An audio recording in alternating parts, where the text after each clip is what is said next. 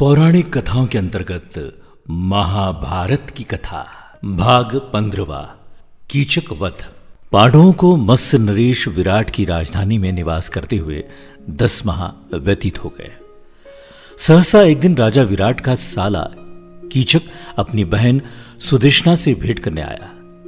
जब उसकी दृष्टि सौरंधी द्रौपदी पर पड़ी तो वो काम पीड़ित हो उठा तथा सौरंधी से एकांत में मिलने के अवसर की ताक में रहने लगा। द्रौपदी भी उसकी कामुक दृष्टि को भाप गई और द्रौपदी ने महाराज विराट और महारानी सुदेशना से कहा कि कीचक मुझ पर कुदृष्टि रखता है।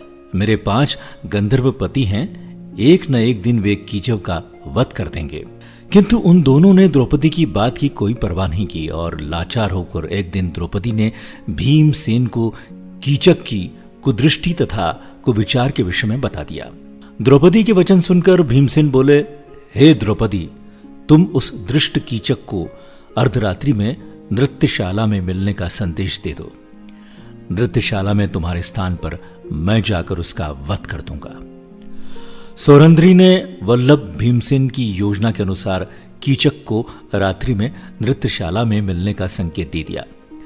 द्रौपदी के संकेत से प्रसन्न कीचक जब रात्रि को नृत्यशाला में पहुंचा तो वहां पर भीमसेन द्रौपदी की एक साड़ी से अपना शरीर और मुंह ढककर वहां लेटे हुए थे। उन्हें सौरंधी समझकर कामोत्तेजित कीचक बोला, हे प्रियतमे, मेरा सर्वस्व तुम पर न्यौछावर है। अब तुम उठो और मेरे साथ रमण करो। कीचक के वचन सुनते ही भीमसेन उछलकर उठ खड़े हुए और बोले, तू सौरंधी नहीं, अपने मृत्यु के समक्ष खड़ा है। ले, अब परस्त्री पर कुदृष्टि डालने का फल चख। इतना कहकर भीमसेन ने कीचक को लात और घूसे से मार प्रारंभ कर दिया। जिस प्रकार प्रचंड आंधी वृक्षों को झकझोर डालती है, उसी प्रकार भीमसेन कीचक को धक्के मार मार कर सारी नृत्यशाला में घुमाने लगा। अनेक बार उसे घुमा घुमा कर पृथ्वी पर पटकने के बाद अपनी भुजाओं से उसके गर्दन को मरोड़कर उसे पशु की मौत मार डाला। उसकी उस दुर्गति को देखकर द्रौपदी को अत्यंत संतोष प्राप्त हुआ। फिर वल्लभ और सौरंधी चुपचाप अपने अपने स्थान में जाकर सो गए।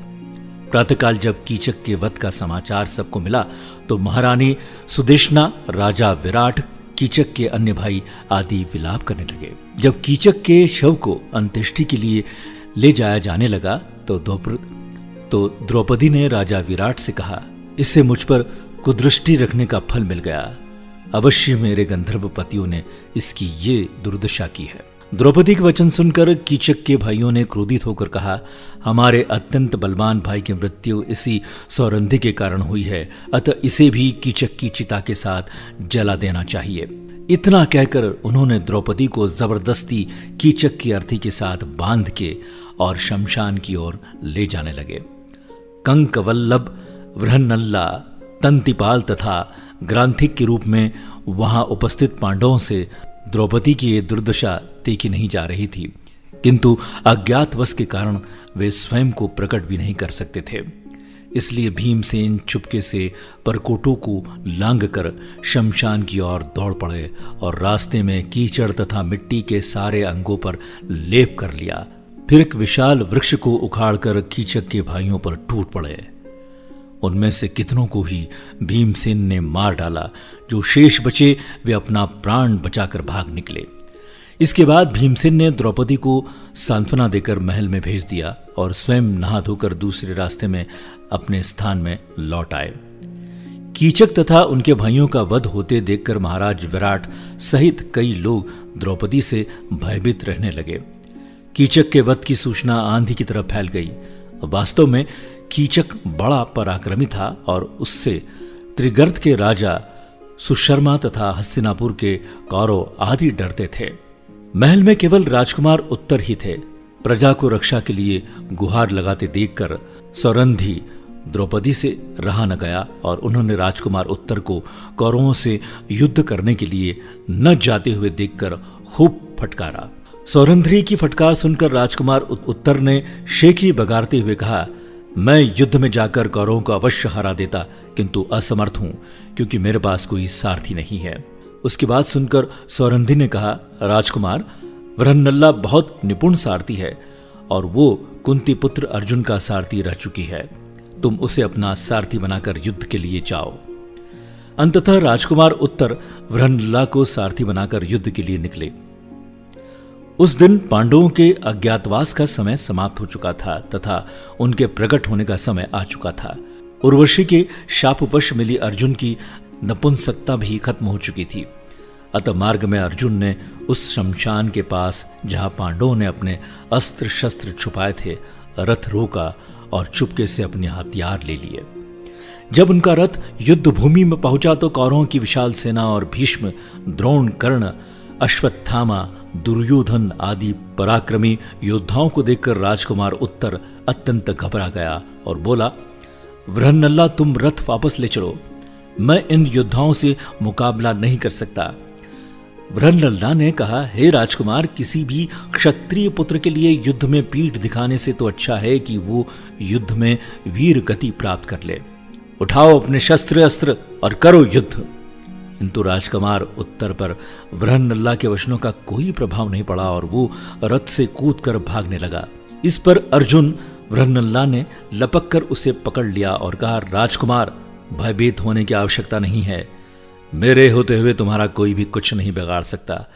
आज मैं तुम्हारे समक्ष स्वयं को प्रकट कर रहा हूं। मैं ब्राह्मण पुत्र अर्जुन हूं और कंक, युधिष्ठिर, वल्लभ, भीमसेन, तंतिपाल, नकुल तथा क्रांतिक सहदेव हैं।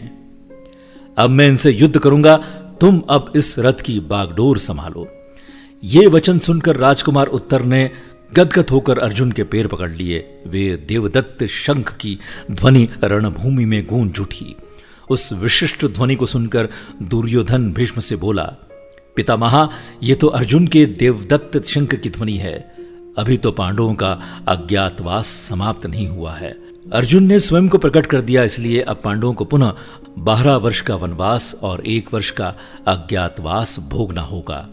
दुर्योधन के वचन सुनकर भीष्म पितामह ने कहा, दुर्योधन, कदाचित तुम्हें ज्ञात नहीं है कि पांडव काल की गति जानने वाले हैं।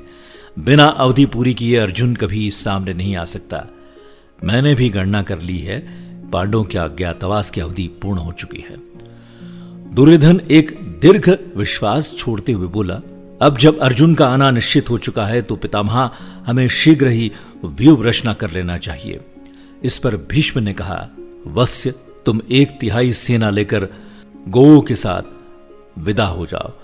शेष सेना को साथ लेकर हम लोग यहां पर अर्जुन से युद्ध करेंगे। भीष्म पितामह के परामर्श के अनुसार दुर्योधन गौओं को लेकर 1/3 सेना के साथ हस्तिनापुर की ओर चल पड़ा। यह देखकर कि दुर्योधन रणभूमि से लौटकर जा रहा है, अर्जुन ने अपना रथ दुर्योधन के पीछे दौड़ा दिया और भागते हुए दुर्योधन को मार्ग में ही घेरकर अपने असंख्य बाणों से उसे व्याकुल कर दिया। अर्जुन के बाणों से दुर्योधन के सैनिकों के पैर उखड़ गए और वे पीठ दिखाकर भाग गए। सारी गौएं भी रंभाती हुई विराट नगर की ओर भाग निकली। दुर्योधन को अर्जुन के बाणों से घिरा देखकर कर्ण, द्रोण, भीष्म आदि सभी वीर उसकी रक्षा के लिए दौड़ पड़े। कर्ण को सामने देखकर अर्जुन के क्रोध का पारावार न रहा। उन्होंने कर्ण पर इतने बाण बरसाए कि उनके रथ, घोड़े, सारथी सभी नष्ट भ्रष्ट हो गए और कर्ण भी मैदान छोड़कर भाग गया। कर्ण के चले जाने पर भीष्म और द्रोण एक साथ अर्जुन पर बाण छोड़ने लगे, किंतु अर्जुन अपने बाणों के बीच में ही उनके बाणों के टुकड़े टुकड़े कर देते थे। अंततः अर्जुन के बाणों से व्याकुल होकर सारे कौरव मैदान छोड़कर भाग गए। कौरवों के इस प्रकार भाग जाने पर अर्जुन भी विजय शंख बजाते हुए विराट नगर लौट आए। पौराणिक कथाओं के अंतर्गत महाभारत की कथा। अगले एपिसोड में आप सुनेंगे पांडवों का राज्य। सुनते रहिए आरजे प्रभाकर मोरे के साथ महाभारत की कथा। दोस्तों, मेरे चैनल को सब्सक्राइब करें ताकि आपको नए नए वीडियोस देखने को मिल सकते हैं। और हाँ, ये वीडियो अगर आपको पसंद आया हो तो इसे लाइक करना ना भूलें और हाँ, शेयर जरूर करें ताकि औरों को ये जानकारी मिल सके। और इस वीडियो में यदि कमी हो तो उसे कमेंट्स बॉक्स में जरूर लिखें।